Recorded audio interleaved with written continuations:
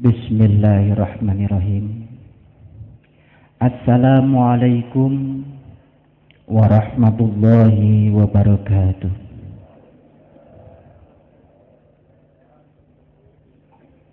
Alhamdulillahilladzi binuri jamalihi adha'a qulubal arifin wa bihaibati jalalihi akhraqa fu'adal asyikin wa amara syiral wasilin. Asyhadu an la ilaha illallah wahdahu la syarikalah rabbul alamin wa asyhadu anna muhammadan abduhu wa rasuluhu asrafal anbiya'i wal mursalin sayyidina muhammadin wa ala alihi wa sahbihi ajmain.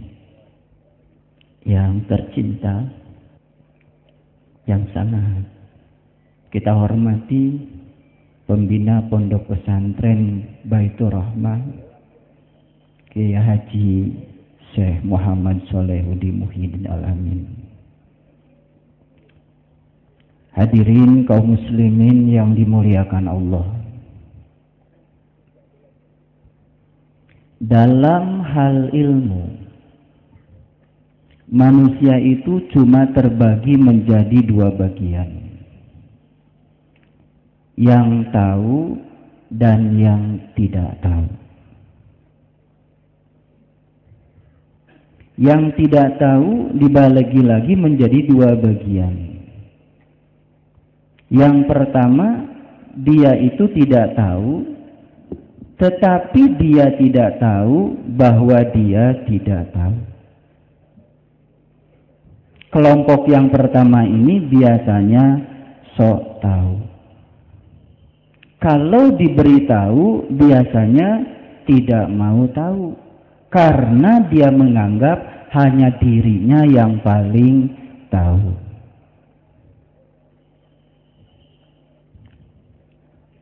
Kelompok yang kedua dari yang tidak tahu, dia itu tidak tahu, tetapi dia tahu bahwa dia tidak tahu. Kelompok ini termasuk kelompok yang jujur dan merekalah calon-calon penerima hidayahnya Allah.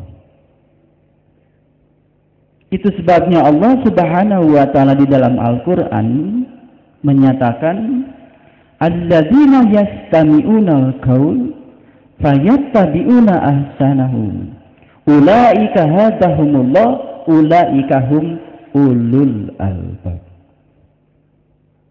Mereka yang mau memasangkan telinganya untuk mendengarkan perkataan, kemudian mengikuti yang terbaik dari perkataan itu, mereka adalah calon-calon penerima hidayahnya Allah. Puncak hidayahnya Allah, mereka menjadi ulul albab. Siapa ulul albab? Alladzina yazkurunallah qiyaman wa qu'udan wa 'ala junubihim, yaitu orang yang selalu ingat kepada Allah dalam keadaan berdiri, duduk, dan berbaring. Mereka yang selalu ingat kepada Allah dalam keadaan berdiri, duduk, dan berbaring, maka mereka yang disebut dengan ahli hikmah. Yu'til hikmata may yasha wa may yu'til hikmata faqad utiya khairan katsira wa may yadhakkaru illa ulil albab. Ini menjadi tema pembicaraan kita dalam haul malam ini. Yu'til hikmatan mayyasha, Allah akan menganugerahkan hikmah kepada siapapun yang dikehendakinya.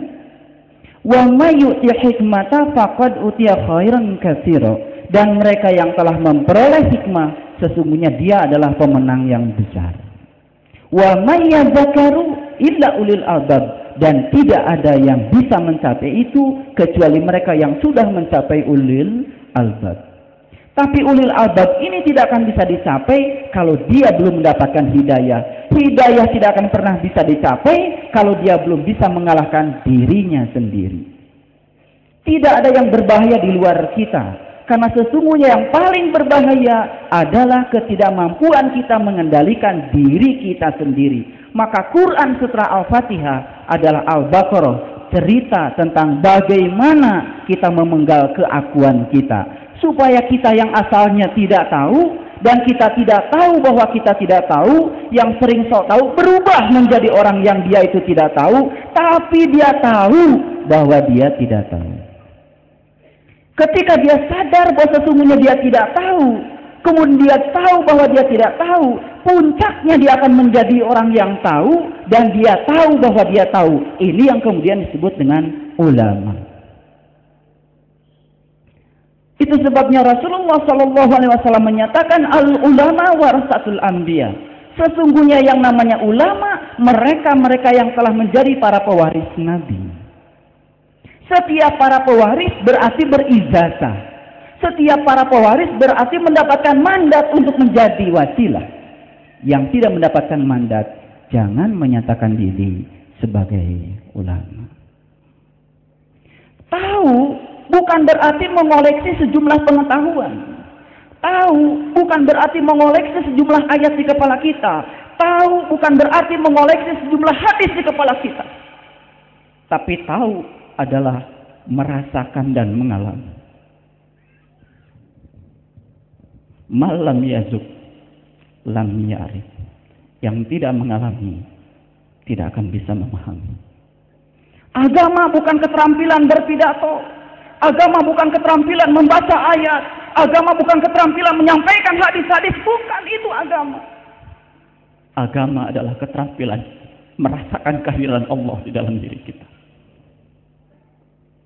Bagaimana kita bisa merasakan kehadiran Allah kalau tidak pernah berkhalwat? Bagaimana bisa merasakan kehadiran Allah kalau kita belum bisa nol? Wala tamutunna illa wa antum muslimun. Janganlah kau mati sebelum engkau bisa menjadi seorang muslim. Muslim bukan sebutan bagi mereka yang berKTP-kan Islam, tapi muslim adalah sebutan tertinggi dari Allah bagi mereka yang sudah mampu merasakan rasanya Islam. BerKTP-kan Islam sangat mudah, tapi merasakan rasanya Islam, ini persoalan yang sulit. Hampir 13 tahun saya berkeliling di seluruh pesantren di seluruh Indonesia. Hanya satu yang saya cari, merasakan rasanya Islam. Saya pernah tidak tidur hampir 3 bulan. Apa yang menyebabkan saya tidak bisa tidur? Cuma satu, saya takut menghadapi kematian. Karena di Quran surat Al-Waqiah dinyatakan, ketika nyawamu sampai di kerongkongan, saat itu engkau melihat, aku lebih dekat kepadamu, tapi mengapa saat itu engkau tidak dapat melihatku? Pada saat nyawa sampai di kerongkongan, saat itu kita melihat, tapi kita tidak pernah mengenal yang kita lihat. Begitu yang datang menjemput kita, tidak kita kenali. Akibatnya apa? Akibatnya begitu keluar ruh dari jasad ini, ruh dalam keadaan buta. Wa man kana fi hadithi a'ma wa huwa fil akhirati a'ma wa dalu sabila. Barang siapa yang buta pandangan kolbunya, pandangan jiwanya di dunia ini, maka di akhirat akan lebih buta. Wa dalu sabila, dan di sana jalannya akan lebih sesat. Sesat akibat dari tidak tahu jalan. Itu sebabnya leluhur kita di Jawa Timur ini, para sunan, para wali, menyatakan kepada kita satu ajaran yang sangat luar biasa. Mati sakjerone ngaurip, antal maut qoblal maut. Itu bukan teori, tapi itu adalah nyata, senyata-nyatanya. Dan alhamdulillah, saya ditakdirkan untuk bisa bertatap wajah dengan seorang mursyid dalam pencarian saya kurang lebih dari 13 tahun. Kemudian beliau memberikan kunci-kunci sejati untuk membuka kesejatian diri kita. Dan ternyata alhamdulillah, mursyid ini tersambung sampai Syekh Jafar Shadiq Sunan Kudus. Alhamdulillah. Saya sangat tidak berani menyatakan sesuatu yang saya sendiri tidak mengalaminya. Oleh karena itu, saya akan batasi untuk berbicara pada apa yang saya rasakan, yang saya alami sebagai satu pengalaman spiritual. Betul yang dikatakan oleh Gus Al-Fafi tadi, bahwa puncaknya thariqat adalah tajalli.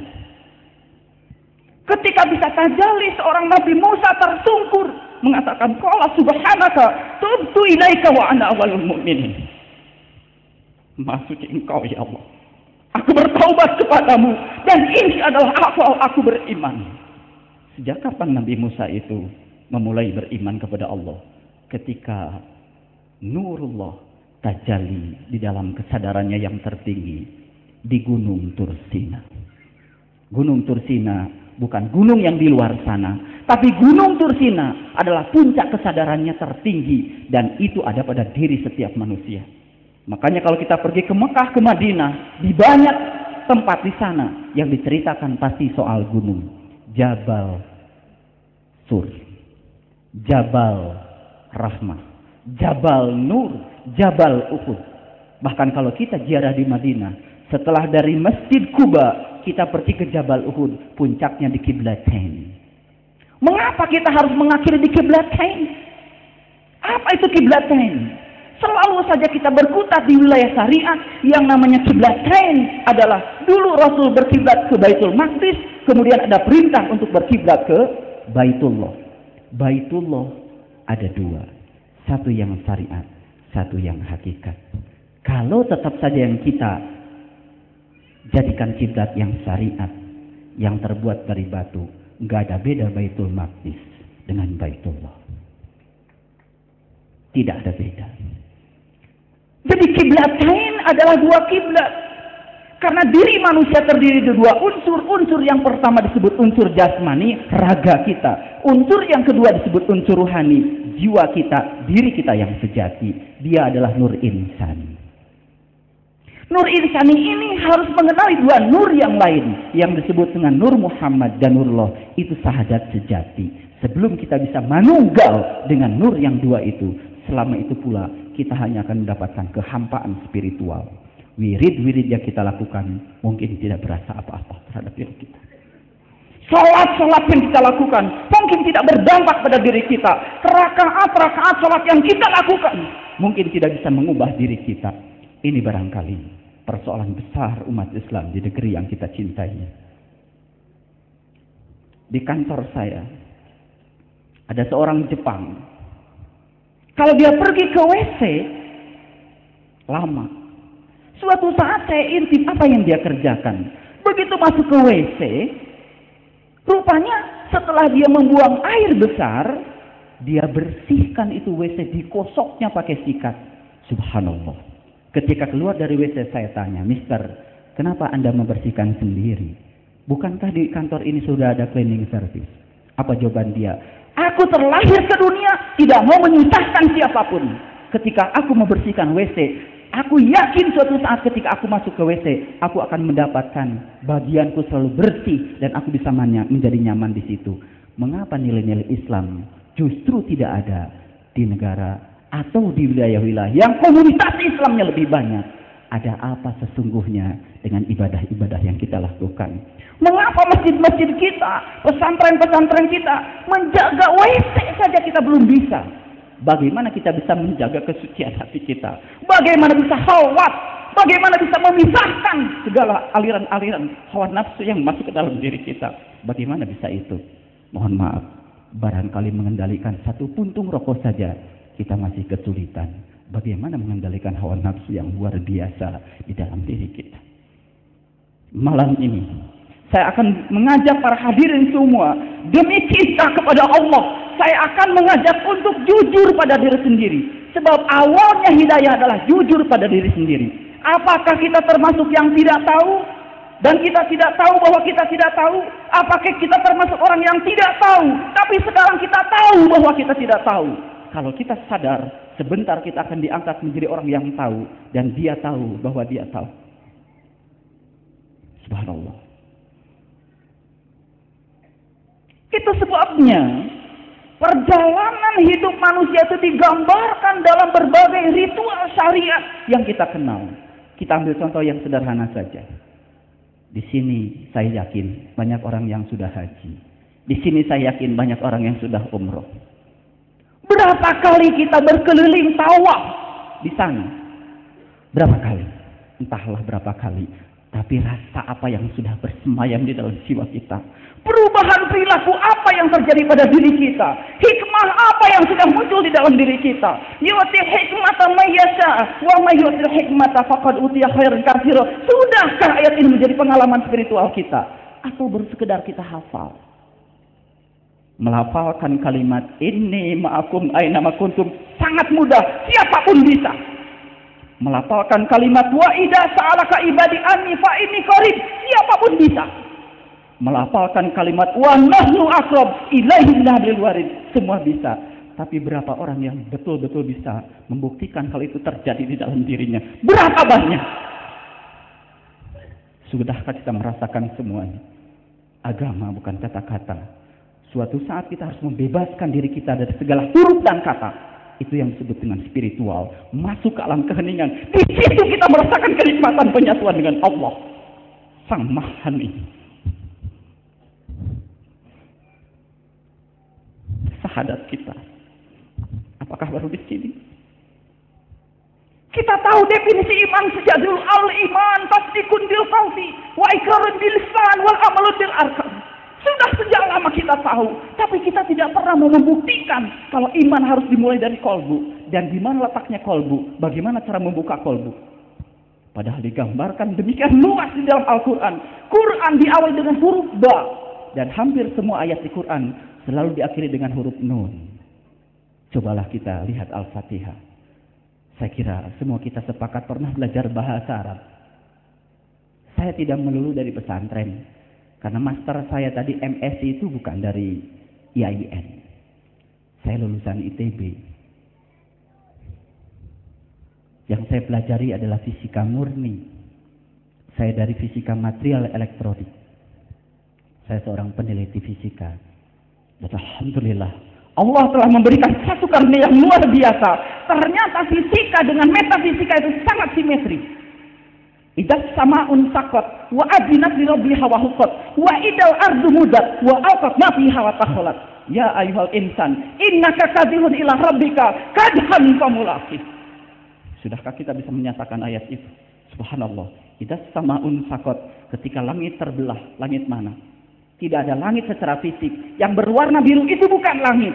Itu hanya peristiwa dispersi dari cahaya matahari. Langit yang dimaksud di dalam Al-Quran adalah lapisan-lapisan kerohanian. Idas sama'un saqat, ketika mata kolbu terbuka, ketika mata jiwa terbuka, ketika mata ruhani terbuka. Wa adzinat li rabbika wa huqqat wa alqat ma fiha wa takhalat. Wa idal ardu mudat, ratakan bumi kita. Mana bumi? Kalau di Quran ada kata-kata langit, pasti itu urusan rohani. Kalau di Quran ada kata-kata bumi, pasti itu urusan jasmani. Wa idal ardu mudat, bumi harus diratakan, bumi harus dienolkan, bumi harus dikosongkan, bahkan bukan sekedar mengosongkan itu. Wa alqat ma fiha wa takhalat, kosongkan juga yang ada di pikiran kita. Tidak melihat, tidak mendengar, tidak bicara, tidak bernapas, bahkan tidak berpikir. Itu antal maut qoblal maut. Di situ kita akan merasakan liqa Allah. Di situ kita akan merasakan tajalli dan luar biasa. Quran surat An-Nur ayat 35 bukan khayalan. Itu bisa nyata senyata-nyatanya terjadi di dalam diri kita. Allahu nurus samawati wal ardh. Masalu nurihi kamiskatin fiha misbah. Al-misbahu fi jujajah. Al-jujajatu ka'annaha kawkabun duriyyu yuqadu min sajaratin mubakar. Zaitunatil hasarkiyah wala gharbiyah yakadu zaituha walau lam tamsasu narun nurun 'ala nur yahdillahu li nuri may yasha. Nur 'ala nur tidak bisa dicerap dengan mata ini, tapi nur ala nur hanya bisa dicerap dengan satu mata yang sangat halus yang Allah berikan kepada kita. Fa innaha la ta'mal absar walakin ta'mal qulubul lati fis sudur. Sesungguhnya yang buta bukan matamu yang itu, tapi yang buta adalah matamu yang terletak di kedua rongga dadamu. Sangat jelas kalau Allah kepada kita memberikan dua pasang mata, satu pasang mata lahir, satu pasang mata batin. Pertanyaannya, sudahkah kita bisa membuka satu pasang mata lagi? Kalau itu sudah terbuka, maka Allah berfirman di dalam Quran surat Ar-Rahman. Apa itu? Rabbul masyriqain wa rabbul maghribain. Fabi ayyi ala'i rabbikuma tukadziban. Allah yang memelihara dua tempat terbit matahari dan Allah yang memelihara dua tempat terbenam matahari. Nikmat mana lagi yang kau dustakan? Kalau tempat terbit matahari ada dua, tempat terbenamnya ada dua, berarti matahari harus ada dua. Betul? Selama ini kita cuma tahu matahari terbit dari timur, terbenam di barat. Berarti tempat terbit matahari cuma satu, tempat terbenam matahari cuma satu. Selama kita belum menemukan satu matahari lagi, selama itu pula jiwa kita kosong dan selalu gelisah. Akhirnya apa? Hubud dunya fakahaital maut. Dan kita takut menghadapi yang namanya kematian. Gak usah berbohong. Tanpa dikatakan, semuanya menjadi kasar. Siapa yang takut mati dan siapa yang tidak, sangat kelihatan. Dan tidak bisa dibungkus dengan wiridan.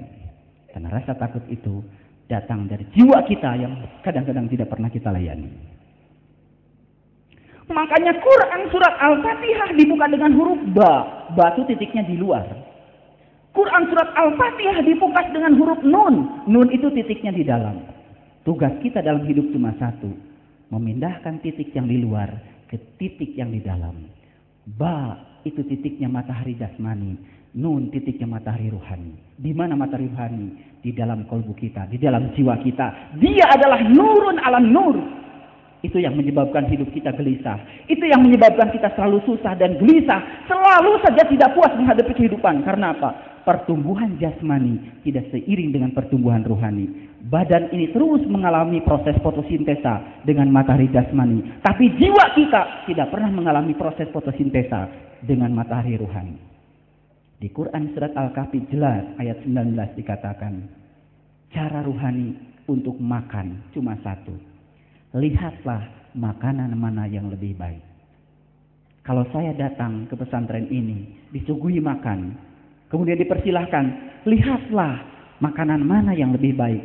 Biasanya kalau kita mempersilahkan makan, silahkan dicicipin, kan begitu? Dimakan, bukan dilihat. Karena Al-Kahfi bukan cerita soal gua yang di luar, tapi Al-Kahfi cerita soal gua yang di dalam diri kita, yang terdiri dari 7 pintu, yang itu harus kita masuki. Memasuki gua yang itu, disitulah kita akan terbebas dari perbuatan syirik. Itu adalah Baitullah sejati, dan itu tidak jauh dari dalam diri kita. Wa nahnu aqrab ilaihi min hablil warid. Tinggal mencari cara untuk memasukinya. Masuk itu luar biasa, dan wirid-wirid kita juga akan berdampak luar biasa terhadap perubahan diri kita, terhadap masyarakat dan terhadap bangsa. Dan mari kita sama-sama bertorikot.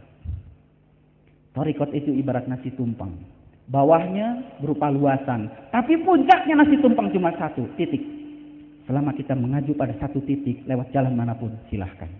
Tidak usah berdebat-debatan soal torikot mana.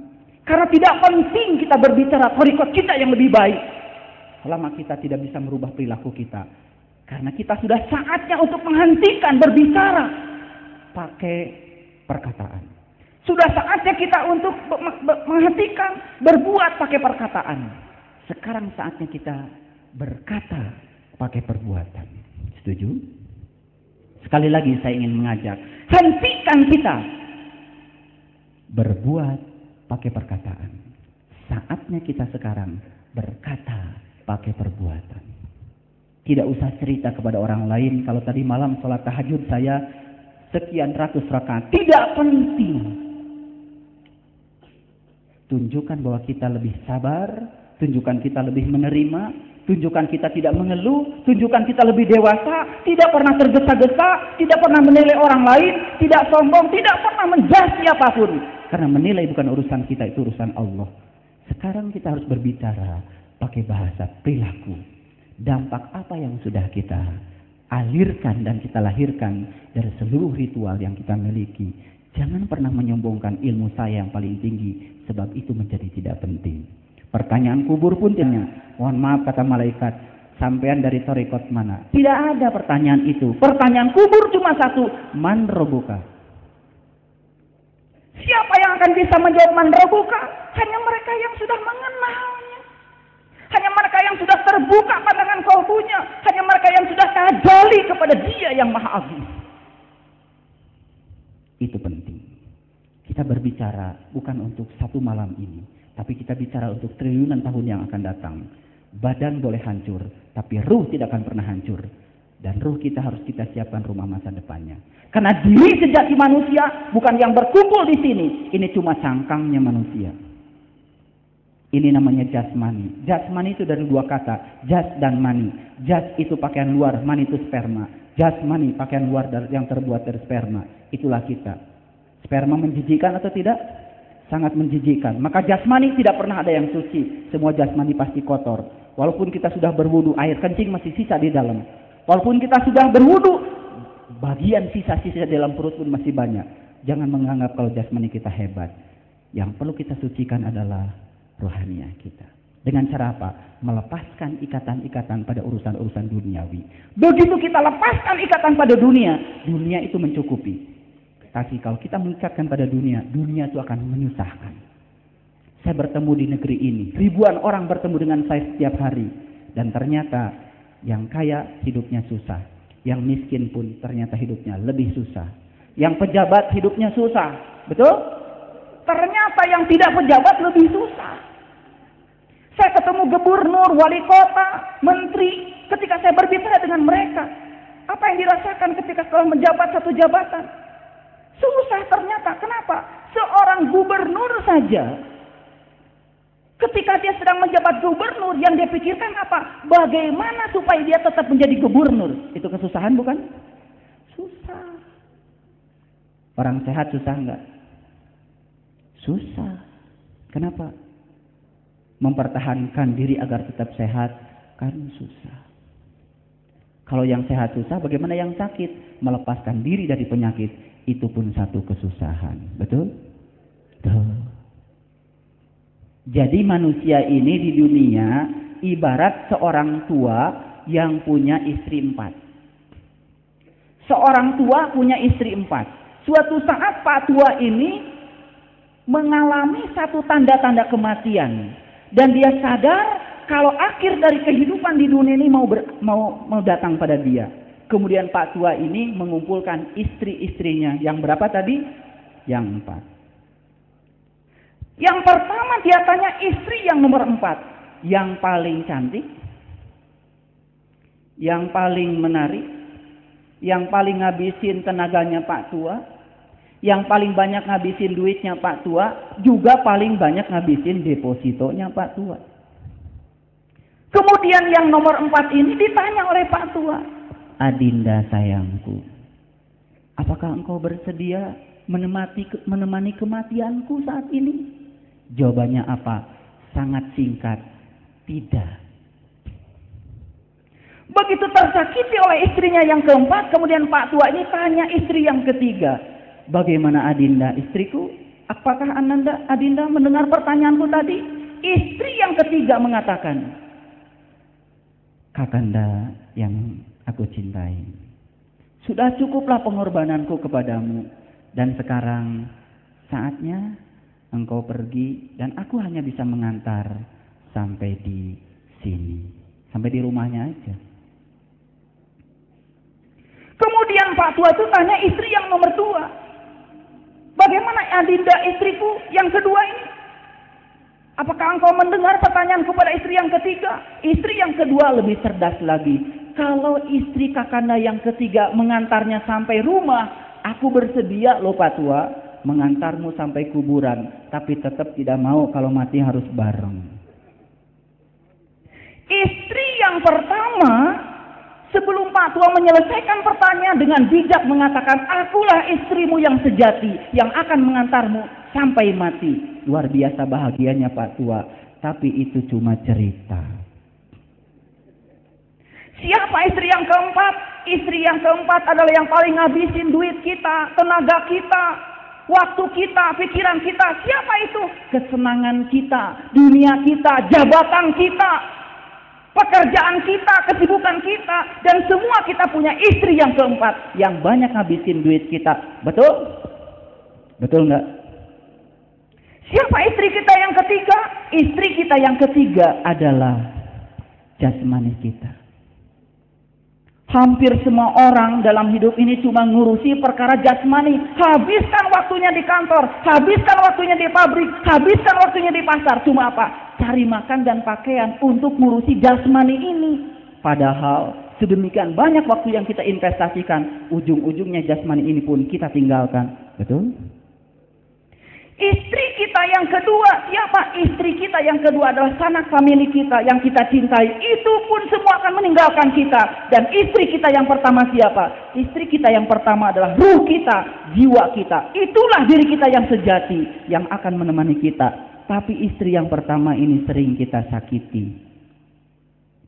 Pengen tahajud tengah malam, entar. Pengen kholwat, entar. Masih ada besok. Kalau telenovela kan siarannya cuma sekali. Kalau kholwat masih ada besok. Pengen tahajud, entar. Pengen duha, entar. Makanya ketika kita duha atau tahajud sering ditumbenin oleh Allah. Coba santrinya Gus Soleh lama nggak datang, tiba-tiba datang ke pesantren ini. Begitu datang, Gus, wah, Gus itu tetap awet muda, pesantrennya luar biasa. Nyampe rumah, wah Gus, lukisannya bagus sekali. Dipuji-pujinya Gus Soleh itu. Padahal biasanya dia tidak begitu.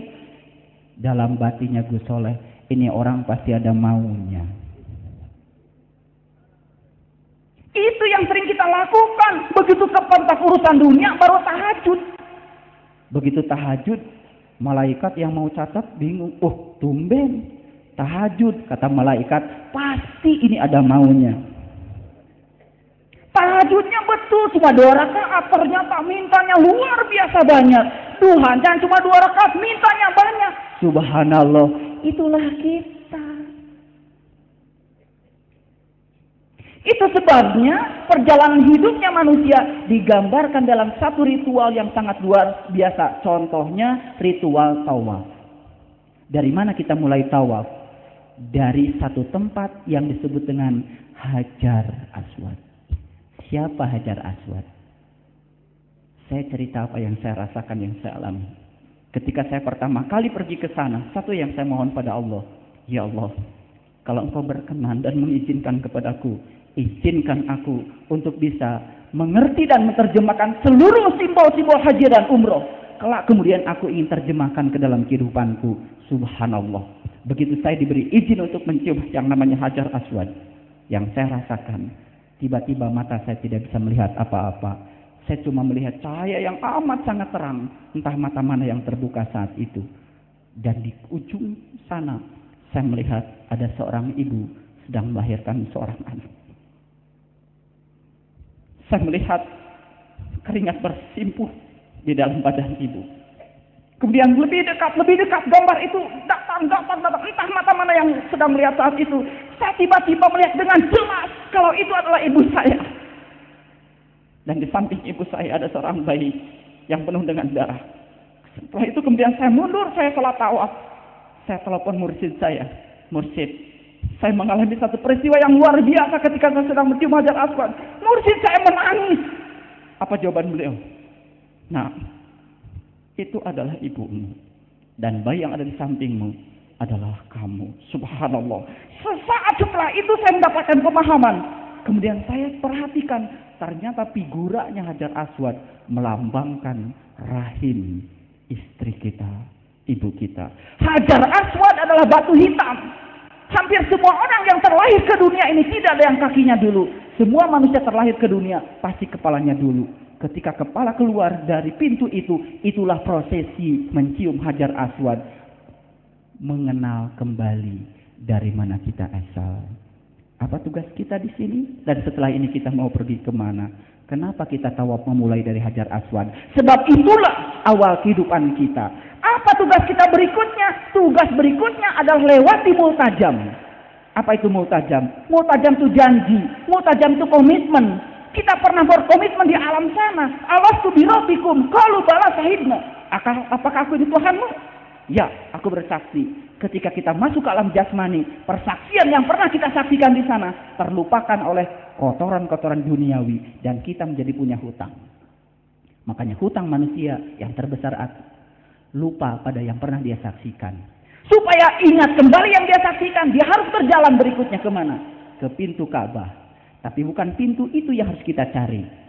Karena Allah mengatakan, wa idza sa'alaka ibadi anni fa inni qarib. Sesungguhnya Allah lebih dekat kepada kita. Kalau Allah dekat dengan kita, berarti ada satu rumah yang sejati yang juga dekat dengan kita. Itu yang kemudian disebut dengan Baitullah. Baitullah artinya rumah Allah. Setiap rumah pasti ada pintunya, setiap pintu ada kunci pembukanya. Kunci pembukanya dititipkan di Quran surat Al-Fatihah. Al-Fatihah artinya pembuka. Maka Al-Fatihah terdiri dari 7 ayat. Angka 7 dalam agama Islam, angka yang luar biasa. 7 kali tawaf, 7 kali sa'i, 7 kali jumroh, 7 lapis langit, 7 lapis bumi. Di balik angka 7 ada rahasia. Di balik angka 7 itulah kenikmatan iman. Di balik angka 7 itulah kenikmatan Islam. Di balik angka 7 itulah kenikmatan ihsan. Di balik angka 7 itulah kenikmatan syahadat. Di balik angka 7 itulah kenikmatan sholat. Maka angka 7 menghiasi hampir seluruh tanggal-tanggal di dalam Islam. 17 Ramadan, ujungnya 7. 27 Rajab, ujungnya 7. 17 rakaat salat kita sehari semalam, ujungnya juga 7. Maka Nabi mengatakan as-sholatu mi'rajul mu'minin. Belum bisa mengerti salat syariat, tidak akan mengerti salat hakikat. Karena apa? Salat syariat adalah terjemahan dari salat hakikat. Simetri, kata Gus Arfo tadi. Simetri. Bukan murid pesantren Baitur Rahmah. Kalau sudah belajar hakikat kemudian meninggalkan syariat, itu nggak ada beda dengan syaitan. Nabi Muhammad tidak mencontohkan itu. Justru ketika setelah tahu hakikatnya, semangat untuk bersyariat semakin kuat, semakin tinggi girohnya. Karena apa? Sholat dirindukan kehadirannya kalau kita sudah merasakan rasanya sholat. Sholat dirindukan kehadirannya kalau kita sudah mencicipi yang disebut dengan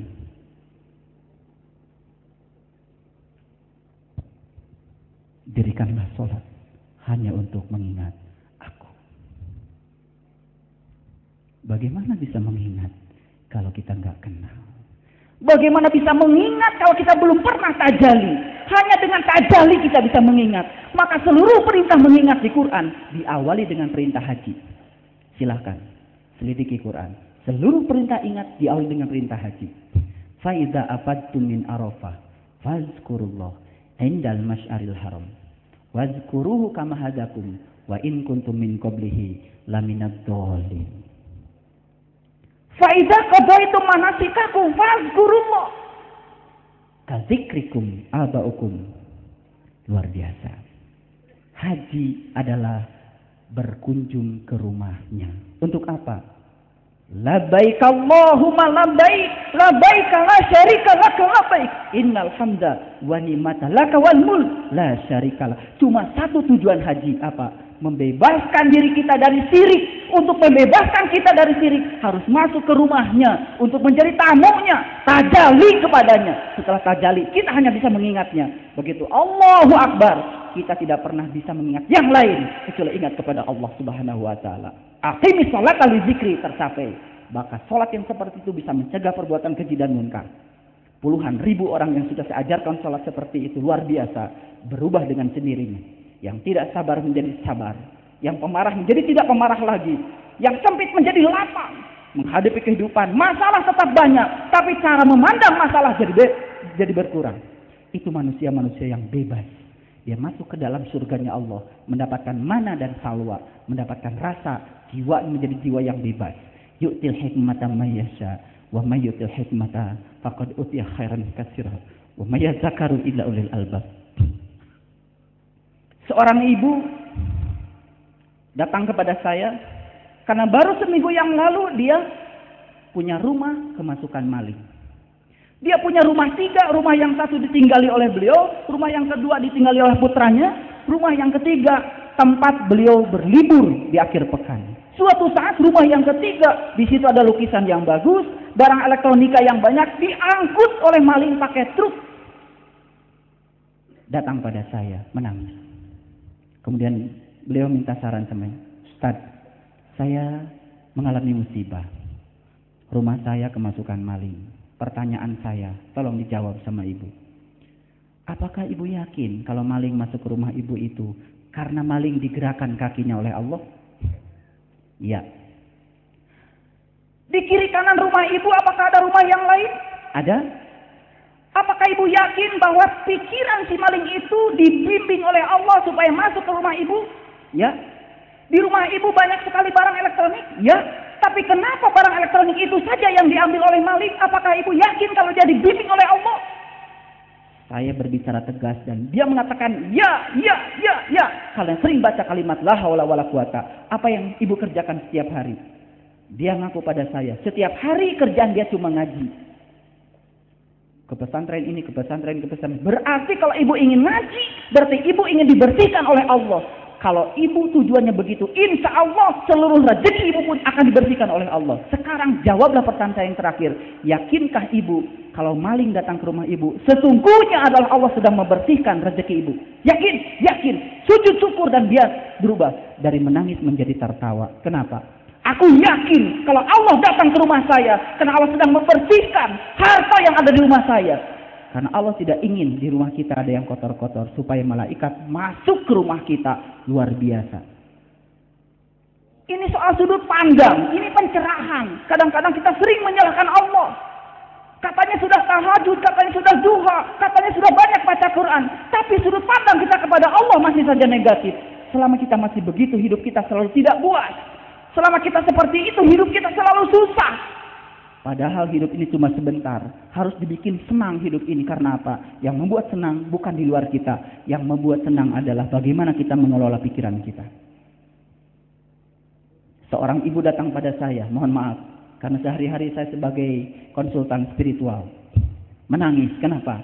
Saya punya tetangga Ustadz. Kenapa tetangga ibu? Dia selalu menjengkelkan saya setiap hari. Selalu saja membuat saya sakit hati. Saya bilang, yang salah bukan tetangga ibu. Loh, yang salah siapa? Yang salah ibu. Kenapa saya yang salah, Ustaz? Karena sakit hati bukan salah orang lain. Sakit hati salah kita sendiri. Mengapa omongan orang lain dimasukkan ke dalam hati ibu? Siapa yang memasukkan? Orang lain atau ibu? Ya saya. Iya, yang salah ibu. Kalau Nabi Muhammad sering sakit hati, berhenti jadi Rasul. Kalau Nabi Muhammad itu cengeng, tidak akan mendapat ilmu sejati. Yakin kalau hari ini kita dikasih banyak masalah oleh Allah, kita sedang dipersiapkan untuk mendapatkan sesuatu yang lebih besar. Maka Nabi Muhammad dibesarkan oleh Allah dengan satu ayat. Wa ma romaita id romaita walakinnallaha roma. Hai Muhammad, jika ada yang melemparmu, sesungguhnya lemparan itu datang dariku. Manusia hanya digunakan oleh Allah untuk melempar kita. Jadi kalau tetangga kita memfitnah kita, yakinilah bahwa dia sedang digunakan Allah untuk membesarkan kita. Ini soal sudut pandang, ini soal kebebasan jiwa, dan ini jarang kita ngaji ke dalam. Kebanyakan kita ngaji keluar, yang dilihat cuma kesalahan orang lain. Kita nggak pernah lihat kesalahan kita ke dalam. Ini namanya ngaji diri. Ngaji diri seperti keledai. Ada keledai yang jatuh ke dalam sumur. Sang pemilik keledai bingung. Bagaimana cara mengangkat keledai dari sumur? Karena susah mengangkat keledai, diputuskan saja. Itu keledai kemudian akan ditimbun pakai tanah. Dasar keledainya cerdas. Begitu ada tanah, satu ember ke bawah, nempel di punggungnya. Kan jadi geli. Digerakkan. Jatuhlah tanah ke kaki keledai. Datang lagi satu ember ke punggungnya, digerakkan, jatuhlah ke kakinya. Terus berember-ember datang tanah dan semua jatuh ke kaki keledai. Apa yang terjadi dengan keledai? Pijakan kaki keledai makin naik, makin naik, makin naik, dan dia akan bisa loncat sendiri dengan selamat. Ini manusia sejati. Ini yu'til hikmata may yasha wa may yu'til hikmata faqad utiya khairan katsiran. Segala masalah dan ujian bukan menenggelamkan kita, tapi mengangkat kaki spiritual kita. Dia yakin kalau itu pemberian Allah yang terbaik. Allah sedang menyiapkan saya untuk mendapat sesuatu yang lebih besar dari Allah Subhanahu wa taala. Kuncinya apa? Kuncinya bagaimana mengolah diri kita. Awalnya dari apa? Awalnya dari terbuka pandangan kalbu kita. Lahir di Hajar Aswad, berjalan ke Multajam, masuk ke pintu Ka'bah. Bukan pintu itu yang harus kita cari, tapi pintu kalbu kita. Qalbul mu'min baitullah. Sebenar-benarnya rumahnya Allah adalah kalbunya orang yang beriman. Wa id akhadna mitsaqakum wa rafa'na fawqakumut tur khudhu ma atainakum biquwwatin wadhkuru ma fihi la'allakum tattaqun. Untuk menjadi orang yang bertakwa, gunung kita harus diangkat, kesadaran tertinggi kita harus diangkat, gunung Tursina kita harus diangkat, tempat tajali kita harus dibuka supaya kita bisa bertajali sebagaimana Nabi Musa bertajali kepada Allahnya. Setelah itu semuanya menjadi berubah. Ayat yang disampaikan oleh Gus Arfapi tadi, sesungguhnya orang yang beriman itu hatinya menjadi tentram hanya dengan mengingat Allah. Ingatlah hanya dengan mengingat Allah, hatinya menjadi tentram. Ingat, zikir itu artinya ingat. Ingat itu ada syaratnya. Syarat sahnya ingat harus tahu yang diingat. Baru bisa ingat kalau sudah tajali, belum kosong, belum taholi, belum tahali, belum tajali, nggak akan bisa ingat. Disitulah pentingnya kita kholwat. Tapi kholwat metodenya macam-macam. Tafakur pun metodenya macam-macam. Tapi thariqat cuma satu. Wa alla wistaqomu ala thariqat la asqainahum ma'an godako. Sudahkah kita meminum hikmah dari thariqat kita? Kalau belum, ada apa dengan diri kita? Kita berpacu dengan waktu. Karena kematian bisa datang kapanpun, setiap saat. Dan kita tidak tahu kapan kita mati. Tapi kita harus sudah terbuka sekarang. Supaya pada saat kematian datang, kita tahu jalan untuk kita pulang. Pintu Ka'bah. Temukan itu. Setelah ketemu pintunya, masuklah ke situ. Begitu masuk, jadilah duyufullah. Jadilah duyufur Rahman. Labbaik Allahumma labbaik. Labbaik la syarika laka labbaik. Kita akan menjadi tamunya Allah. Di situ kita akan mengalami syahadat sejati. Al-iman tasdikun bil qalbi. Di situ kita rasakan baru ikrar. Asyhadu an la ilaha illallah wa asyhadu anna Muhammadar Rasulullah. Yang diikrarkan apa yang dirasakan di dalam kolbu. Itu namanya syahadat.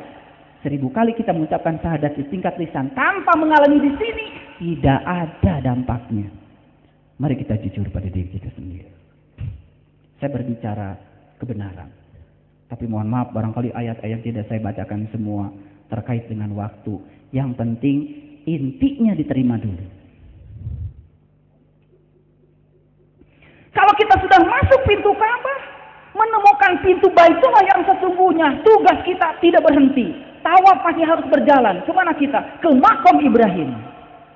Disitulah kita akan mendapatkan kenikmatan beragama yang disebut di dalam Quran surat Al-Fatihah, Al-Mun'am alaihim. Wa may yuti'illah wa rasulah fa ulaika ma'al ladzina an'ama Allah minan nabiyyin wasyiddiqin wasyuhada wassolihin. Baru kita akan semakom dengan para nabi, para sidikin, para syuhada dan para solihin di situ di Maqam Ibrahim.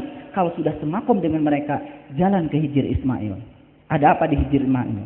Ismail adalah orang yang demi cintanya kepada Allah, dia menyembah Allah bukan lagi pakai konteks kewajiban. Hati-hati, kewajiban untuk mu'alaf. Kewajiban bukan untuk kita. Wajib itu dilaksanakan dapat pahala, ditinggalkan dapat siksa. Dua-duanya bermuatan. Kalau kita beribadah masih dalam konteks kewajiban, nggak ada bedanya kita dengan anak kecil yang baru belajar di sekolah. Kalau diiming-imingi hadiah baru belajar. Kalau dikasih peringatan baru belajar. Oleh karena itu orang-orang bijak bersepakat untuk mengatakan, barang siapa yang menyembah Allah karena dia berharap sesuatu dari Allah, maka dia tidak layak akan cintanya Allah. Dan barang siapa yang menyembah Allah karena takut akan Allah, tidak layak akan cintanya Allah. Tapi barang siapa yang menyembah Allah karena dia mencintai Allah, baru dia layak akan cintanya Allah. Bagaimana bisa tumbuh cinta kalau kita tidak mengenalnya? Ini baru saya uraikan sedikit saja soal tawaf. Bagaimana kalau saya uraikan haji secara umum? Luar biasa. Walillahi 'alan nas hijjul bait. Wajib hukumnya pergi ke Baitullah. Wajib hukumnya berhaji. Pergi ke rumah sejati kita agar kita bisa kembali ke tempat asal kita. Innalillahi wa inna ilaihi rajiun. Pergi ke Mekah tidak masuk ke Baitullah. Siapa yang melaksanakan haji masuk ke Baitullah? Nggak ada. Cuman keliling-keliling di luarnya, namanya tawaf. Pada setiap kita berkunjung harus masuk ke rumahnya. Saya baru boleh katakan berkunjung ke rumahnya Gus Solehudi. Kalau saya datang ke sini ketemu Gus Solehudi. Kalau tidak ketemu dengan Gus Solehudi, nggak enak. Betul nggak? Jadi yang namanya berkunjung itu harus masuk ke dalamnya. Li'ila fi Quraisyin ila fihim rihlatas sita'i wa saif falyabudu robahadal bait. Jangan kau sembah rumah ini, sembahlah yang punya rumah ini. Jelas. Itu namanya kiblatain. Begitu Allahu Akbar, hadapkan lahir kita kepada Baitullah yang lahir, tapi hadapkan batin kita kepada Dia sang pemilik Baitullah. Di situ baru merasakan kenikmatan sembah raga, sembah cipta, sembah jiwa, dan di situ akan muncul rasa mengalir kita ke sana, ke alam-alam tinggi. Walaqad ra'ahu najratan ukhra indah sidratil muntaha indah jannatul ma'wa id yagsa sidrati ma yagsa. Di situ kita merasakan penyatuan di alam kesadaran yang tertinggi, menyatu bersama Allah, dan di situ kita merasakan kenikmatan sholat. Sholat pada tingkat itu dirindukan kehadirannya. Jadi sholat bukan lagi kewajiban, karena datangnya dirindukan. Subhanallah. Kenapa anak-anak kita sulit sholat? Jangan salahkan mereka, karena kita pun gak pernah ngajarin sholat. Jangan-jangan kita pun baru sholat pada tingkat kewajiban, belum sholat pada tingkat rasa yang menumbuhkan kerinduan untuk melaksanakannya. Karena untuk sampai di situ harus haji. Makanya haji baru ingat, setelah ingat baru bisa sholat. Nabi Muhammad mi'raj dulu baru sholat. Tuh, jelas ayatnya. Laqad kana lakum fi Rasulillah uswatun hasanah. Uswatun hasanahnya Rasul tentang apa? Liman kana yarjullah. Tentang cara berjumpa dengan Allah.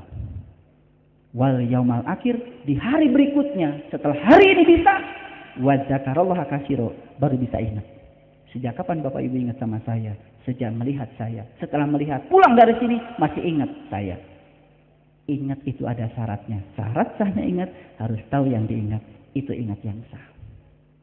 Bayangkan, wiridan kita, La ilaha illallah, La ilaha illallah. Itu kalimat itu suatu saat akan lenyap. Yang muncul apa? Kullu syai'in halikun illa wajahu. Segala sesuatunya musnah. Yang muncul cuma keindahan wajahnya. Tapi luar biasa. Saya besok disuruh pidato di rumahnya Pak Widodo AS. Yang mau dengar pidato saya semua alumni ISQ. Apa tugas saya? Saya ingin menyatakan bahwa Nabi Muhammad langitnya terbuka dan bisa melihat mawar merah sebagaimana yang digambarkan di Quran surat Ar-Rahman tanpa teleskop Hubble. Kenapa? Raga kita diciptakan Allah melampaui teleskop Hubble. Raga kita diciptakan Allah untuk mengetahui siapa sesungguhnya Allah. Maka di dalam satu hadis kunci dikatakan, aku adalah suatu perbendaharaan yang tersembunyi. Aku ingin agar aku ini dikenali, maka aku ciptakan manusia agar manusia dapat mengenali aku dengan aku. Disitulah keunggulannya manusia. Laqad khalaqnal insan fi ahsani taqwim. Sudah digunakan apa tangan ini? Sudah digunakan apa kepala ini? Sudah digunakan apa badan ini? Baru untuk urusan dunia? Kalau hanya untuk itu, ulaika kal an'am. Gak ada beda kita dengan mereka. Selama kita belum tahu siapa sejatinya diri kita. Man arafa nafsahu faqad arafa rabbahu. Ini penting. Kenapa? Ini soal hidup. Ini soal hakikat hidup. Ini soal masa depan rohaniah kita. Hijr Ismail menyembah Allah karena cinta. Ternyata tidak bisa tumbuh sendiri. Dia harus lahir di Hajar Aswad, harus berjalan ke Multajam, harus ketemu dengan pintu Ka'bah, harus mendapatkan kunci pembukanya. Setelah itu masuk ke makam Ibrahim, masuk Hijr Ismail. Puncaknya di mana dia? Dia akan masuk rukun Yaman. Yaman. Fa ashabul maimanati ma ashabul maimanah. Wa ashabul mas'amati ma ashabul mas'amah. Ciri orang yang selamat, kitab amalnya akan diberikan dari sebelah kanan. Kitab amal itu bukan nanti, dan kitab amal dapat kita temukan sekarang bagi mereka yang tahu ilmunya. Iqra kitabaka kafa binafsika al-yauma 'alaika hasiba. Bacalah kitab engkau, cukuplah itu sebagai juru penghitungmu. Tajali, intensitas tajali, terang tidaknya tajali, itu akan dihisab sekarang. Karena apa? Allah mengatakan, fakashafna anka gidoaka fabasyaruka liyaumal hadid. Pada hari ini aku bukakan tirai yang menutupi pandangan wajah batinmu sehingga penglihatanmu amat tajam. Kapan hari itu terjadi pada diri kita? Harus terjadi hari ini. Harus terjadi manakala ruh masih ada di dalam badan ini. Kalau ruh belum mengalami apa-apa ketika di dalam badan, gak pernah kasab, gak akan pernah tumbuh cinta. Sebab cinta hanya lahir dari kasab. Sanurihim ayatina fil afaq wa fi anfusihim hatta yatabayyana lahum annahu haq. Aku bentangkan kebesaranku di segala ufuk, dan yang terpenting, aku bentangkan kebesaranku pada dirimu sendiri. Sudahkah kita bisa melihat kebesarannya pada diri kita? Karena dalam diri kita ada harta karun yang terpendam, yang luar biasa. Bapak Ibu yang saya cintai, baru setelah dari rukun Yamani kemana? Ke Hajar Aswad lagi. Kalau kita gambar akan berupa lingkaran. Ini namanya innalillahi wa inna ilaihi rajiun. Asal dari satu titik kembali ke titik yang sama. Kalau asal dari satu titik tidak berakhir di titik yang sama, bukan lingkaran. Itu enggak tawaf. Hidup yang tidak tawaf, hidup yang tidak mencerminkan tawaf, tidak akan bisa kembali kepada Allah. Persis seperti yang digambarkan di Quran surat Al-Waqiah 83, 84, 85, 86. Di situ dikatakan, ketika nyawa mau sampai di kerongkongan, saat itu kau melihat, aku lebih dekat kepadamu. Tapi saat itu engkau tidak dapat melihat. Kenapa tidak dapat melihat? Karena jiwa kita terkotori oleh jelaga-jelaga kolbu yang melekat di dalam jiwa. Saya sering ditanya, Ustadz, apa sih penyebab saya takut kematian? Saya jawab gampang. Coba, kita punya anak kecil? Ya, coba anak kecil, mandikan pagi-pagi. Anak kita yang umur 5-6 tahun mandikan pagi-pagi. Setelah itu kasih wangi-wangian. Setelah itu kasih baju yang bagus. Selesai tugas ibu, ke dapur. Itu anak di luar dugaan pergi ke mematang sawah. Dia main becek-becekan di sawah, di kolam. Saking demikian asik dia main becek-becekan. Apa yang terjadi? Matahari sudah mau tenggelam, dia baru sadar kalau waktu mainnya telah habis. Pertanyaan saya, tolong dijawab. Apakah ini anak berani atau takut pulang ke rumahnya? Berani atau takut? Kenapa takut? Asalnya bersih, bajunya jadi kotor. Asalnya wangi, jadi bau. Maka pulang ke rumah jadi takut. Itulah anak kecil, itu adalah diri kita. Terlahir ke dunia dalam keadaan suci. Terlahir ke dunia dalam keadaan wangi. Di dunianya main becek-becekan. Di kantor main becek-becekan. Dengan tetangga main becek-becekan. Subhanallah. Ngurus haji main becek-becekan. Di departemen agama main becek-becekan. Di departemen pendidikan nasional main becek-becekan. Di semua lini main becek-becekan. Ujungnya apa? Begitu kotor jiwa kita. Begitu dipanggil, takut pulang. Itulah yang menyebabkan kita takut mati. Sadarilah, takut mati karena masih melekatnya begitu banyak kotoran di dalam diri kita. Makanya dosa manusia itu, menurut saya, yang saya pelajari dalam Al-Quran, dosa manusia itu tidak banyak ternyata. Cuma satu. Allah menyatakan, Innallaha la yaghfiru ayyushraka bih wa yaghfiru ma duna dzalika liman yasha. Sesungguhnya Allah tidak akan pernah mengampuni dosa syirik, tapi Allah akan mengampuni dosa apapun asal jangan dosa syirik. Kalau ditanya, punya nggak dosa syirik? Pasti jawabannya tidak. Tapi marilah kita selidiki ketika sholat. Allahu Akbar. Kita mengatakan inni wajjahtu wajhiya lilladzi fataras samawati wal ardh. Aku hadapkan wajah batinku kepada Zat yang telah menciptakan langit dan bumi. Saat itu mulailah keluyuran pikiran kita. Kenapa? Sebab kita tidak bisa mengingat yang seharusnya diingat karena kita belum tajalli. Disitulah pentingnya kholwat supaya tajalli. Tajalli pada nur ala nur, masuk syahadat kita sempurna, sholatnya sempurna. Terus ke sana, insya Allah sholat kita berdampak pada kehidupan kita.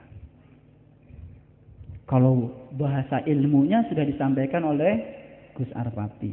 Kalau saya bahasa premannya. Kalau saya berbicara pakai bahasa pengalamannya saja supaya gampang dicerna, praktis. Ternyata syarat sahnya ingat harus tahu yang diingat. Itu sebabnya di Quran dikatakan wasta'inu bisabri wassalah wa innaha lakabiratun illa 'alal khashiin alladzina yadunnuna ala mulaqu rabbihim. Jadi syarat untuk salat khusyuk mulaqu rabbihim, liqa'a rabbihim. Itu namanya nyunah. Pada siapa? Pada Nabi. Kan Nabi juga ketemu dulu baru nyembah. Kita nyembah terus kagak mau ketemu, ikuti siapa? Katanya ingin selamat dari umat Nabi Muhammad. Ikuti dong sunnahnya. Sunnahnya seperti itu. Mari kita lakukan. Ini para santri Baitur Rahmah itu sebetulnya sudah dekat, tinggal ceklek. Tinggal diceklek dikit sampai ke sana. Semua ayat-ayat Al-Quran sekalipun yang mutasabihat hanya dapat dipahami dengan pengalaman spiritual. Mohon maaf, saya mengajarkan orang-orang yang tidak berbahasa Arab sekalipun, saya mengajarkan orang-orang yang hanya berlatar belakang teknologi sekalipun, 4 bulan kalau mereka itu dibimbing dengan rasa bisa menerjemahkan ayat-ayat mutasabihat.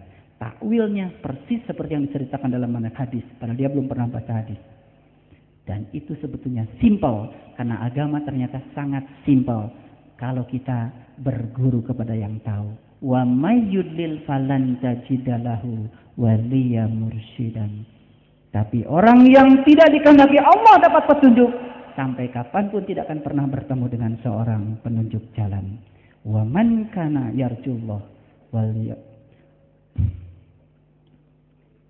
wa man kana yarjullah, barang siapa yang ingin bertemu dengan Allah, fa inna ajalallah la'at, maka saatnya pasti akan tiba. Jadi syaratnya cuma satu, punya keinginan atau tidak. Kalau punya keinginan pasti saatnya akan tiba. Quran surat Al-Ankabut ayat 5. Begitu tiba, terbebas dari dosa syirik, maka sholat kita, haji kita, umroh kita luar biasa. Saya baru saja kemarin memimpin umroh 70 orang. Saya ajarkan bagaimana cara untuk merasakan tawaf. Ternyata subhanallah, semuanya tersungkur. Padahal mereka pernah haji ada yang 11 kali. Ada yang pernah umroh 17 kali. Tapi selama ke sana tidak merasakan apa-apa. Karena tidak mengerti. Ketika saya tanya, mohon maaf, kenapa laki-laki lari? Kenapa perempuan jalan ketika sa'i? Tidak mengerti. Ya pokoknya hukumnya begitu, ya jalanin aja. Subhanallah. Kalau Bapak Ibu baca Quran, ada kata laki-laki, itu yang dimaksud adalah ruh secara hakikat. Kalau ada kata-kata perempuan, yang dimaksud adalah jasmani secara hakikat. Maka ar-rijal qawwamuna 'alan nisa diterjemahkan laki-laki pemimpinnya perempuan. Kasihan dong perempuan nggak boleh jadi pemimpin. Itu maknanya apa? Sesungguhnya ar-rijal qawwamuna 'alan nisa, ruhani itu pemimpinnya jasmani. Siapa yang boleh jadi pemimpin di negeri ini? Orang-orang yang sudah mampu mengangkat ruh pada dirinya sebagai pemimpinnya. Dia berhak jadi pemimpin. Kalau orang sudah dipimpin oleh ruhnya, dia tidak pernah berani bohong. Coba saja. Kalau kita bohong, ada yang negur dari dalam? Kalau kita berkhianat, ada yang negur dari dalam? Sesungguhnya teguran itu amat kenceng. Tapi teguran itu nggak pernah kita pedulikan. Makin lama makin sayup-sayup, makan tidak ada sama sekali. Ketika kita berbuat maksiat nggak ada yang negur lagi dari dalam. Itu tanda kolbu kita sudah mati. Nggak ada rasa takut. Berzina saja tidak takut. Nyolong di kantor tidak takut. Korupsi tidak takut. Ini karena bimbingan dari dalamnya sudah tidak ada lagi. God spotnya sudah mati. Titik Tuhannya sudah tidak ada. Aliran-aliran kebijakan sudah tidak ada lagi mengalir ke dalam dirinya. Ini tanda-tanda berbahaya. Ar-rijal qawwamuna 'alan nisa, sesungguhnya ruh itu pemimpinnya jasmani. Maka aku ciptakan manusia berpasang-pasangan. Berpasang-pasangan secara hakikat adalah ruhani dan jasmani. Semua kita berpasang-pasangan. Maka ada ayat yang mengatakan wahurun in, di surga disediakan bidadari-bidadari cantik. Untuk siapa? Untuk Bapak? Bukan. Untuk kita semua, untuk ruh kita semua. Surga urusan ruh. Yang ruh tadi adalah laki-laki. Semua laki-laki kembalinya ke surga. Pantas kalau ada hadis yang mengatakan penghuni neraka kebanyakan perempuan. Sekarang ngerti, perempuan yang dimaksud bukan ibu-ibu. Tapi perempuan yang dimaksud adalah jasmani. Di neraka itu banyak penghuninya adalah perempuan. Artinya apa? Penghuni neraka adalah mereka-mereka yang di dalam hidupnya hanya mengedepankan urusan-urusan jasmani. Baik bapak maupun ibu. Itu namanya pemahaman universal. Islam sangat luar biasa. Islam sangat universal. Islam itu tidak universal. Mana kita beragama cuma syariatnya saja. Tidak pakai thariqat, tidak pakai hakikat. Akibatnya Islam itu nggak ada rasanya. Hadirin yang dimuliakan Allah. Sangat senang kita berbicara. Tapi satu lagi ada yang saya lupa tadi. Kenapa sa'i itu yang lari laki-laki, yang jalan perempuan? Mengerti sekarang? Laki-laki melambangkan rohani, perempuan melambangkan jasmani. Kalau kita sudah sa'i, namanya sudah janji bahwa urusan rohani akan kita kedepankan ketimbang urusan jasmani. Layanilah istri kita yang pertama ini. Kasihan sering kita sakiti. Dia adalah ruh kita, dia adalah jiwa kita. Dia ingin mendapatkan makanan sebagaimana jasmani kita mendapatkan makanan. Bapak Ibu yang saya cintai, jam berapa sekarang? Jam 12 kurang 5. Alhamdulillah, berarti saya sudah berbicara lebih dari 1,5 jam. Capek nggak, Pak? Capek nggak, Bu? Yang duduk nggak capek. Yang capek sih yang diri kemudian ngomong. Capek. Tapi insya Allah ini cuma sekedar membuka pikiran kita.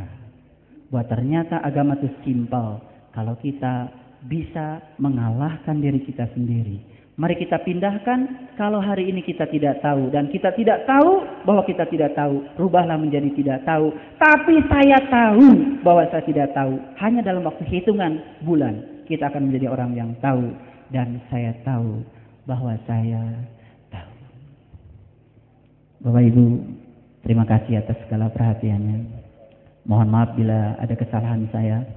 Marilah kita tundukkan keakuan kita, tundukkan ego kita, tundukkan ketamakan kita, kesombongan kita, keserakahan kita. Sekali-kali pejamkanlah mata ini. Hentikan segala aliran-aliran duniawi yang sampai ke mata ini. Biarkanlah kalbu kita hanya diisi oleh Dia, Allah yang Maha Pencemburu. Biarkanlah kalbu kita hanya untuk Dia. Izinkan Dia mengisi seluruh relung-relung kalbu di dalam jiwa kita ini. Mari kita awali munajat ini dengan menyadari betapa banyaknya kesalahan kita di dalam hidup ini. Dengan istighfar. Ikuti saya, lakukan, ucapkan istighfar ini dengan sepenuh hati. Dan tujukan istighfar ini untuk minta ampun atas segala kesalahan-kesalahan kita di dalam hidup ini. A'udzubillahi minasyaitonirrajim. Bismillahirrahmanirrahim. Astaghfirullahaladzim. Astaghfirullahaladzim. Astaghfirullahaladzim. Allazi la ilaha illa huwal hayyul qayyum wa atubu ilaih min jami'il ma'asi wa dzunub. La haula wa la quwata illa billahil aliyyil azim. Ya Allah, ya Rabbana, demikian panjang perjalanan hidupku. Entah sudah seperberapanya waktu yang telah aku habiskan untuk menjalani kehidupan ini, ya Rabb. Tapi kami merasa jiwa ini begitu kering. Kami merasa jiwa ini begitu sepi, ya Rabb. Kami sangat rindu denganmu, ya Rabb. Tumbuhkanlah cinta kami kepadamu, ya Rabb. Tumbuhkanlah cinta kami kepada orang-orang yang telah berhasil mencintaimu, ya Rabb. Tumbuhkanlah cinta kami kepada ilmu dan amal yang dapat mengantarkan kami akan cintamu, ya Rabb. Ya Rabbana, kami sadari betapa banyak waktu yang telah kami habiskan untuk melayani hawa nafsu kami, ya. Betapa banyak waktu yang telah kami habiskan untuk melayani keinginan-keinginan kami, ya. Sehingga kami menjadi orang-orang yang lalai kepadamu. Sehingga kami menjadi orang-orang yang jatuh cinta pada dunia ini melebihi cinta kami kepadamu, ya Rabb.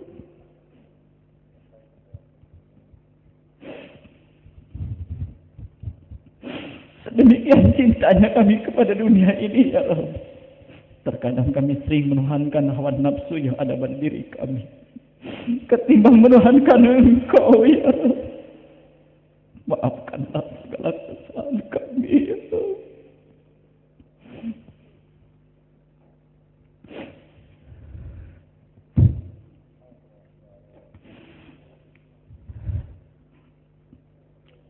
Allahumma salli ala sayyidina wa habibina wa syafiina wa tukhrina wa maulana Muhammad wa sallim Allah tabaraka wa ta'ala wa an kulli sahabati ajma'in. Amin ya Allah ya rabbal alamin. Alhamdulillahi rabbil alamin hamdan syakirin hamdan na'imin hamdan yuwafi ni'amahu wa yukafi mazidah. Rabbana lakal hamd kama yanbaghi li jalali wajhikal karim wa azimi sultani. Ilahi anta maqsudi wa ridhaka matlubi. A'tini mahabbataka wa bikurbika wa ma'rifataka. Ya Allah ya Rabbana, hanya Engkau lah tujuan kami, hanya ridhamu yang kami cari ya Rabb. Jadikanlah kami hamba-hambamu yang mencintaimu dan dicintai. Jadikanlah kami hamba-hambamu yang senantiasa berlari cepat menggapaimu ya Rabb. Ya Allah ya Rabbana, kami berkumpul di tempatmu yang mulia ini dalam rangka tasyakur bin ni'mah atas karunia yang Kau berikan kepada pesantren kami yang kami cintai ini, pesantren Baitur Rahmah yang telah dirintis oleh para leluhur kami yang suci dan mulia ya Rabb. Jadikanlah pesantren ini sebagai tempat untuk melahirkan generasi-generasi bangsa yang saleh. Jadikanlah pesantren ini sebagai tempat untuk melahirkan generasi yang Engkau idamkan ya Rabb. Kami syukuri segala kenikmatan ini ya Rabbana. Kami terima apapun yang Kau berikan kepada kami. Kami yakin itu adalah pilihan-Mu yang terbaik bagi diri kami. Ya Allah ya Rabbana, segala puji hanya pantas bagi-Mu. Janganlah Kau biarkan diri kami menjadi orang-orang yang senang dengan sanjungan. Janganlah Kau biarkan diri kami menjadi orang-orang yang senang dengan pujian ya Rabb. Janganlah Kau biarkan diri kami mengatakan Alhamdulillah, sementara kelakuan kami menjauhi Alhamdulillah. Di satu saat kami mengatakan segala puji hanya bagi-Mu, tapi pada saat yang sama kami ingin sanjungan, kami ingin pujian, kami merasa segala sesuatu yang terjadi adalah hasil kami diri sendiri ya Rabb. Betapa sombongnya kami ya Rabb. Betapa hinanya diri kami ya Rabb. Betapa tidak berartinya diri kami ini ya Rabb. Oleh karena itu, ajarkan sifat kasih sayang-Mu kepada kami ya Rabb, agar kami bisa berbuat tanpa keinginan, tanpa muatan, agar kami menyembah-Mu semata-mata karena cinta kepada-Mu ya Rabb. Ya Allah ya Rabbana, Engkaulah Sang Malik Yaumiddin. Engkau yang menguasai hari pembalasan. Engkau yang boleh menghukum ya Rabb. Engkau yang berhak menilai ya Rabb. Maafkanlah kami ya Rabb. Selama ini yang kami lakukan adalah menghukum orang lain. Selama ini yang sering kami lakukan adalah membuat daftar kesalahan-kesalahan orang lain ya Rabb. Sementara kami melupakan kesalahan diri kami sendiri. Begitu sibuknya kami mencatatkan aib-aib orang lain ya Rabb, sampai kami lupa siapa diri kami ya Rabb. Maafkanlah segala kesalahan kami ya Rabb. Hanya kepada-Mu kami menyembah ya Rabb. Hanya kepada-Mu lah kami memohon pertolongan-Mu ya Rabb. Tunjukilah kami ke jalan-Mu yang lurus. Jalannya orang-orang yang telah Engkau karuniakan nikmat kepada mereka. Tunjukilah kami ke jalannya para nabi. Tunjukilah kami ke jalannya para siddiqin. Tunjukilah kami ke jalannya para syuhada. Tunjukilah kami ke jalan orang-orang yang saleh. Jangan Kau biarkan diri kami menjadi orang-orang yang Kau murkai. Jangan pula Engkau biarkan diri kami menjadi orang-orang yang tidak tahu jalan pulang kepada-Mu, sehingga kami menjadi orang yang tersesat ketika pulang kepada-Mu. Ya Allah ya Rabbana, karuniakanlah cahaya-Mu ke dalam kalbu kami. Karuniakanlah cahaya-Mu ke dalam penglihatan kami. Karuniakanlah cahaya-Mu ke dalam pendengaran kami ya Rabb. Karuniakanlah cahaya-Mu ke dalam lisan kami. Karuniakanlah cahaya-Mu ke sisi kanan kami. Karuniakanlah cahaya-Mu ke sisi kiri kami. Karuniakanlah cahaya-Mu di depan kami ya Rabb. Karuniakanlah cahaya-Mu di belakang kami. Karuniakanlah cahaya-Mu di atas kami. Karuniakanlah cahaya-Mu di bawah kami. Karuniakanlah cahaya-Mu ke dalam pikiran kami. Karuniakanlah cahaya-Mu ke dalam aliran darah kami, ya Rabb. Karuniakanlah cahaya-Mu ke dalam jiwa kami. Ya Allah, ya Rabbana. Jangan Kau hukum kami sekiranya kami lupa kepada-Mu. Jangan Kau hukum kami sekiranya kami bersalah kepada-Mu, ya Rabb. Janganlah Kau pikulkan beban kepada kami yang kami sendiri tidak akan sanggup untuk memikul beban itu, ya Rabb. Janganlah Kau pikulkan beban kepada kami sebagaimana beban yang pernah Kau pikulkan kepada generasi-generasi sebelum kami. Ya Allah, ya Rabbana, maafkanlah kami, ampunilah kami, kasih sayangilah kami, ya Rabb. Lindungilah kami dari ketertutupan jiwa kami. Lindungilah kami dari kebodohan kami. Lindungilah kami dari keakuan kami. Lindungilah kami dari perasaan merasa benar sendiri, ya Rabb. Kami merasa sudah menyembah-Mu, ya Rabb. Kami takut Engkau tidak merasa disembah oleh kami, ya Rabb. Kami merasa sudah mencintai-Mu, tapi Engkau tidak merasa dicintai oleh kami, ya Rabb. Maafkanlah kami. Hanya Engkau yang bisa menolong kami, ya Rabb. Jangan Kau panggil kami sekarang, ya Rabb. Jangan, ya Rabb. Kalau Engkau izinkan dan itu baik bagi diri kami, ya Rabb. Berikanlah izin kepada kami agar kami punya kesempatan untuk bertemu dengan orang-orang yang Kau cintai, ya Rabb. Agar kami bisa mengenal Engkau, ya Rabb. Kami takut ketika rohani keluar dari jasmani ini, kami takut, ya Rabb. Rohani kami tidak bisa melihat-Mu, ya Rabb. Kami takut dengan kegelapan yang Kau gambarkan di Quran-Mu, ya Rabb. Allahumma rabbana hab lana min azwajina wa dhurriyyatina qurrata a'yun waj'alna lil muttaqina imama. Allahumma rabbana atina fid dunya hasanah wa fil akhirati hasanah wa qina azabannar wa qina azabannar wa qina azabannar wa adkhilna jannata ma'al abrar. Ya Aziz, ya Aziz, ya Aziz, ya Ghaffar, ya Rabbal alamin. Subhana rabbika rabbil izzati amma yasifun. Wassalamu ala mursalin. Walhamdulillahi rabbil alamin. Billahi taufiq. Assalamualaikum warahmatullahi wabarakatuh.